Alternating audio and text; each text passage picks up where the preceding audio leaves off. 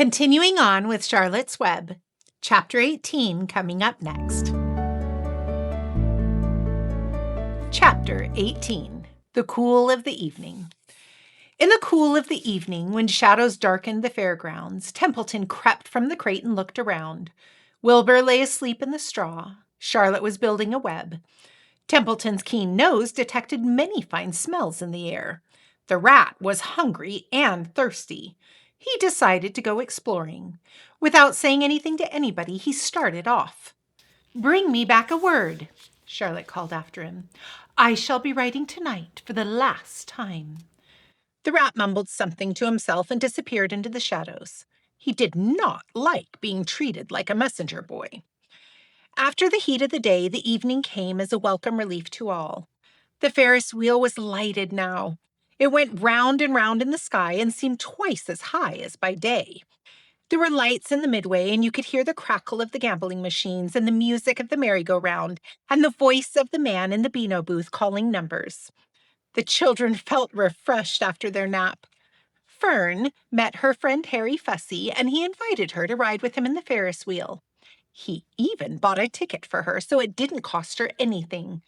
When Mrs. Arabelle happened to look up in the starry sky and saw her little daughter sitting with Henry Fussy and going higher and higher into the air and saw how happy Fern looked, she just shook her head. My, she said. Henry Fussy. Think of that. Templeton kept out of sight. In the tall grass behind the cattle barn, he found a folded newspaper. Inside it were the leftovers from somebody's lunch. A deviled ham sandwich, a piece of Swiss cheese, part of a hard-boiled egg, and the core of a wormy apple. The rat crawled in and ate everything. He tore a word out of the paper, rolled it up, and started back to Wilbur's pen. Charlotte had her web almost finished when Templeton returned, carrying the newspaper clipping. She had left a space in the middle of the web. At this hour, no people were around the pig pen, so the rat and the spider and the pig were by themselves. "I hope you brought a good one," Charlotte said. "It is the last word I shall ever write." "Here," said Templeton, unrolling the paper. "What does it say?" asked Charlotte. "You'll have to read it for me." "It says humble," replied the rat. "Humble," said Charlotte. "Humble has two meanings. It means not proud, and it means near the ground. That's Wilbur all over. He's not proud, and he's near the ground." "Well, I hope you're satisfied," sneered the rat. "I'm not going to spend all my time fetching and carrying. I came to this fair to enjoy myself, not to deliver papers." "You've been very helpful," Charlotte said. "Run along if you want to see more of the fair." The rat grinned. "I'm going to make a night of it," he said. "The old sheep was right. This fair is a rat's paradise. What eating and what drinking, and everywhere good hiding and good hunting. Bye-bye, my humble Wilbur. Fare thee well, Charlotte, you old schemer. This will be a night to remember in a rat's life." He vanished into the shadows. Charlotte went back to her work. It was quite dark now. In the distance, fireworks began going off, rockets scattering fireballs in the sky. By the time the Arabelles and the Zuckermans and Lurvy returned from the grandstand, Charlotte had finished her web. The word humble was woven neatly in the center. Nobody noticed in the darkness. Everybody was tired and happy. Fern and Avery climbed into the truck and lay down. They pulled the Indian blanket over them. Lurvy gave Wilbur a forkful of fresh straw. Mr. Arabelle patted him. "Time for us to go home," he said to the pig. "See you tomorrow." The grown-ups climbed slowly into the truck, and Wilbur heard the engine start and then heard the truck moving away at low speed. He would have felt lonely and homesick had Charlotte not been with him. He never felt lonely when she was near. In the distance, he could still hear the music of the merry-go-round. As he was dropping off to sleep, he spoke to Charlotte. "Sing me that song again, about the dung and the dark," he begged. "Not tonight," she said in a low voice. "I'm too tired." Her voice didn't seem to come from her web. "Where are you?" asked Wilbur. "I can't see you. Are you on your web?" I'm back here, she answered, up in this back corner.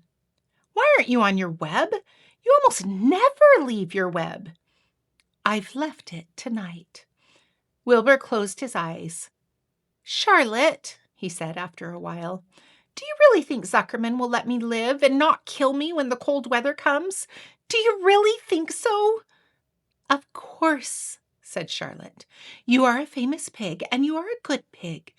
Tomorrow you will probably win a prize. The whole world will hear about you. Zuckerman will be proud and happy to own such a pig. You have nothing to fear, Wilbur. Nothing to worry about. Maybe you'll live forever. Who knows? And now, go to sleep. For a while there was no sound. Then Wilbur's voice. What are you doing up there, Charlotte?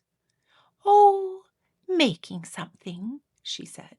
Making something as usual. Is it something for me? No, it's something for me for a change. Please tell me what it is, begged Wilbur. I'll tell you in the morning, she said. When the first light comes into the sky and the sparrows stir and the cows rattle their chains, when the rooster crows and the stars fade, when the early cars whisper along the highway, you'll look up here and I'll show you something. I'll show you my masterpiece. Before she finished the sentence, Wilbur was asleep. She could tell by the sound of his breathing that he was sleeping peacefully, deep in the straw. Miles away at the Arabelle's house, the men sat around the kitchen table, eating a dish of canned peaches and talking over the events of the day. Upstairs, Avery was already in bed and asleep. Mrs. Arabelle was tucking Fern into bed. Did you have a good time at the fair? She asked as she kissed her daughter. Fern nodded. I had the best time I've ever had anywhere or any time in my whole life. Well, said Mrs. Arabelle, isn't that nice? Chapter 19. Next morning, when the first light came into the sky and the sparrows stirred in the trees, when the cows rattled their chains and the rooster crowed and the early automobiles went whispering along the road, Wilbur awoke and looked for Charlotte. He saw her up overhead in a corner near the back of his pen. She was very quiet. Her 8 legs were spread wide. She seemed to have shrunk during the night. Next to her, attached to the ceiling, Wilbur saw a curious object. It was a sort of sack or cocoon. It was peach-colored and looked as though it were made of cotton candy. Are you awake, Charlotte? He said softly. Yes, came the answer. What's that nifty little thing? Did you make it? I did indeed, replied Charlotte in a weak voice. Is it a plaything? Plaything? I should say not. It is my egg sack, my magnum opus. I don't know what a magnum opus is, said Wilbur. That's Latin. It means great work. The egg sack is my great work, the finest thing I have ever made. What's inside it? Asked Wilbur. Eggs? 514 of them, she replied. 514? Said Wilbur. You're kidding. No, I am not. I counted them. I got started counting, so I kept on, just to keep my mind occupied. It's a perfectly beautiful egg sack, said Wilbur, feeling as happy as though he had constructed it himself. Yes, it is pretty, replied Charlotte, patting the sack with her 2 front legs. Anyway, I can guarantee that it is strong. It is made of the toughest material I have. It is also waterproof. The eggs are inside and will be warm and dry. Charlotte, said Wilbur dreamily, are you really going to have 514 children? If nothing happens, yes. Of course, they won't show up until next spring. Wilbur noticed that Charlotte's voice sounded sad. What makes you sound so downhearted? I should think you'd be terribly happy about this. Oh, don't pay any attention to me, said Charlotte. I just don't have much pep anymore. I guess I feel sad because I won't ever see my children. What do you mean you won't see your children? Of course you will. We'll all see them. It's going to be simply wonderful next spring in the barn cellar with 514 baby spiders running around all over the place.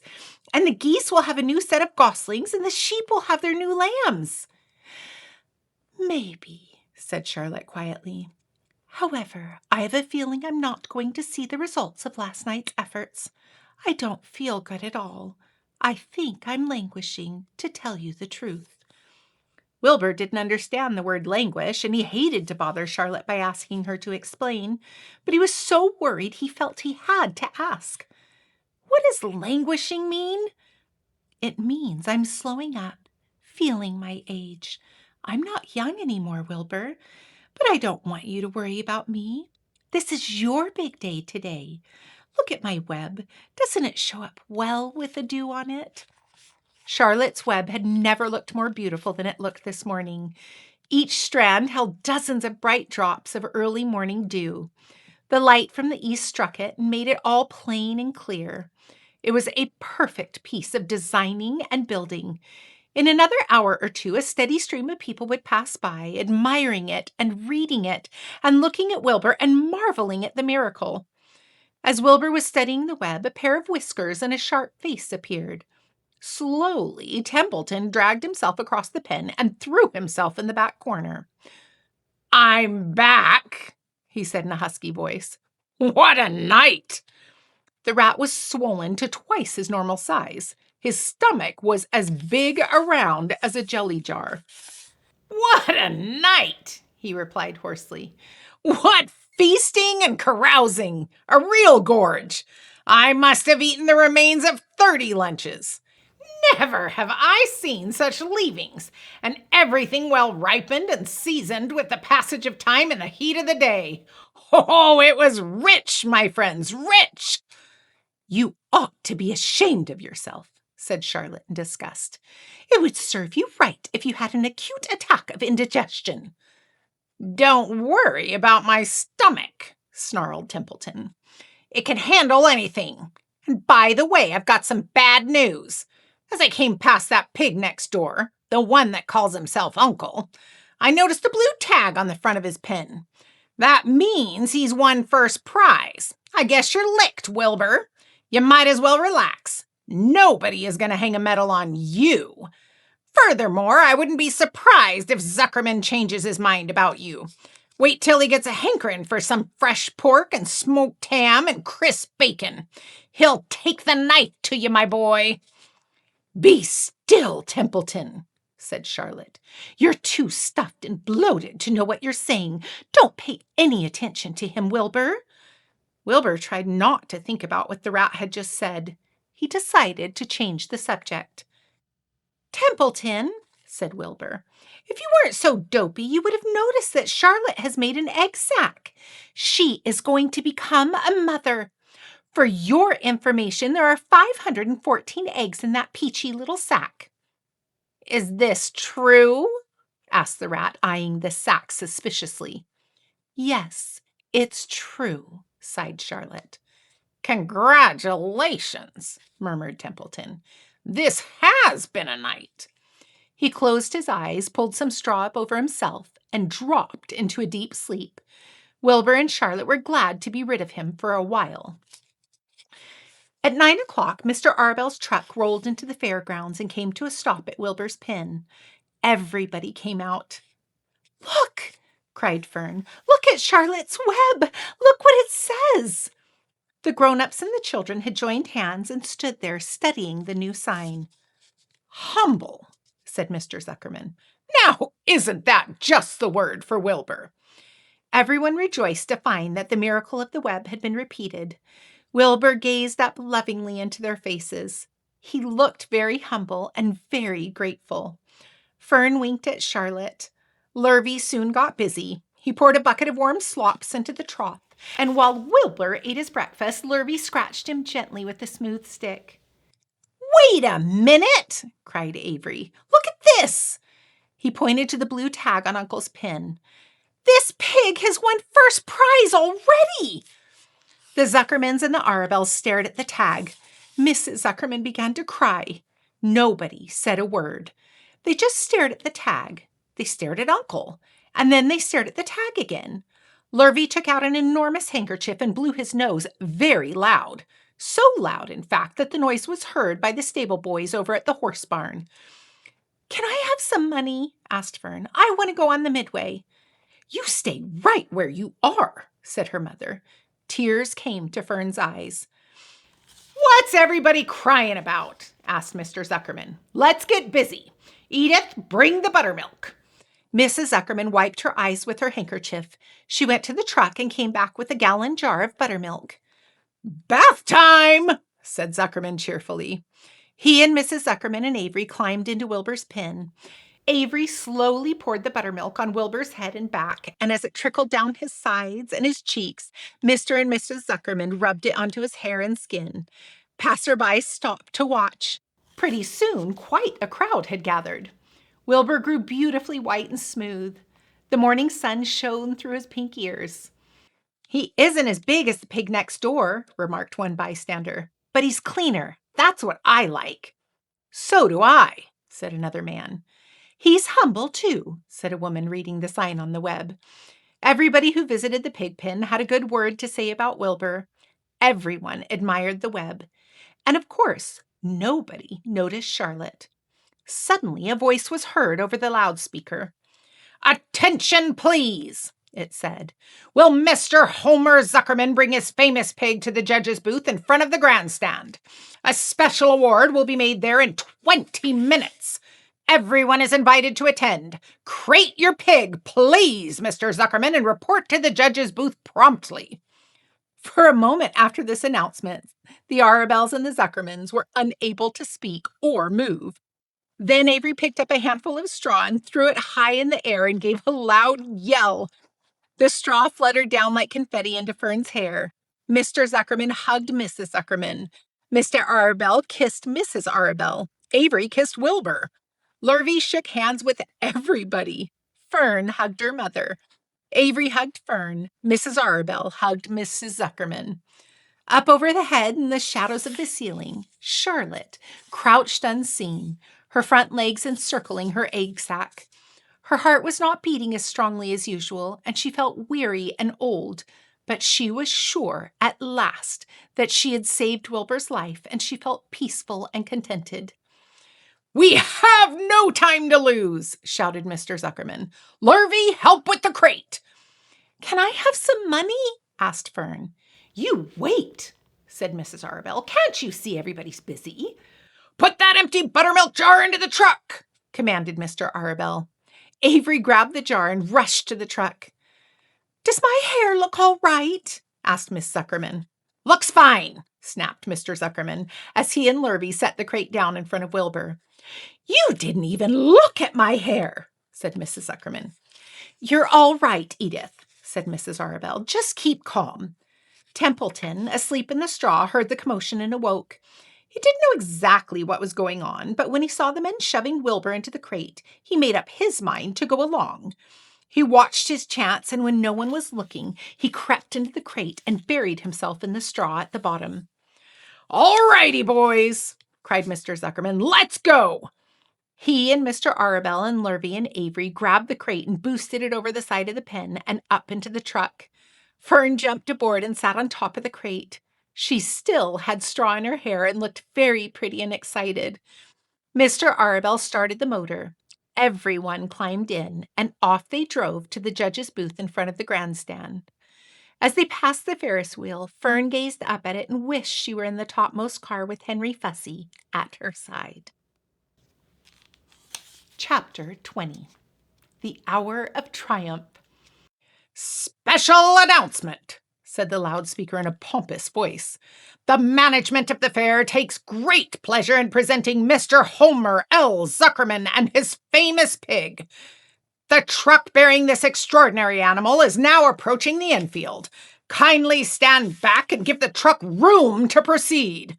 In a few moments, the pig will be unloaded in the special judging ring in front of the grandstand, where a special award will be made. Will the crowd please make way and let the truck pass? Thank you." Wilbur trembled when he heard this speech. He felt happy but dizzy. The truck crept along slowly in low speed. Crowds of people surrounded it, and Mr. Arabelle had to drive very carefully in order not to run over anybody. At last he managed to reach the judge's stand. Avery jumped out and lowered the tailgate. "I'm scared to death," whispered Mrs. Zuckerman. "Hundreds of people are looking at us." "Cheer up," replied Mrs. Arabelle. "This is fun." "Unload your pig, please," said the loudspeaker. "All together now, boys," said Mr. Zuckerman. Several men stepped forward from the crowd to help lift the crate. Avery was the busiest helper of all. "Tuck in your shirt, Avery," cried Mrs. Zuckerman, "and tighten your belt. Your pants are coming down." "Can't you see I'm busy?" replied Avery in disgust. "Look," cried Fern, pointing. "There's Henry." "Don't shout, Fern," said her mother, "and don't point." "Can I please have some money?" asked Fern. "Henry invited me to go on the Ferris wheel again, only I don't think he has any money left. He ran out of money." Mrs. Arabelle opened her handbag. "Here," she said. "Here's 40 cents. Now don't get lost, and be back at our regular meeting place by the pig pen very soon." Fern raced off, ducking and dodging through the crowd, in search of Henry. "The Zuckerman pig is now being taken from his special crate," boomed the voice of the loudspeaker. "Stand by for the announcement." Templeton crouched under the straw at the bottom of the crate. "What a lot of nonsense," muttered the rat. "What a lot of fuss about nothing."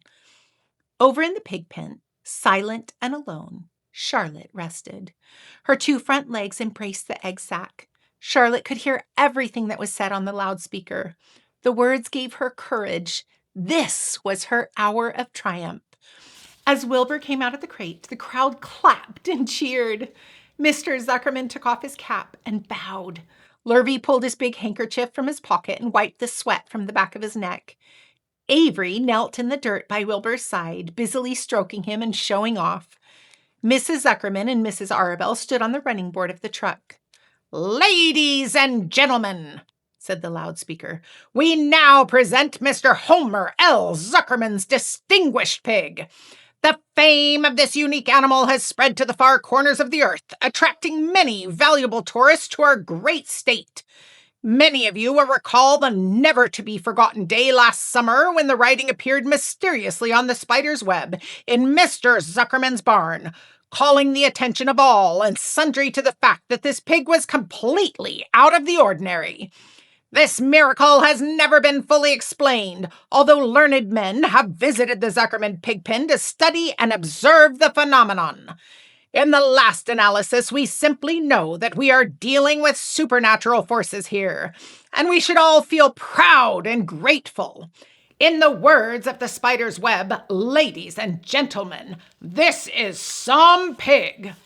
Wilbur blushed. He stood perfectly still and tried to look his best.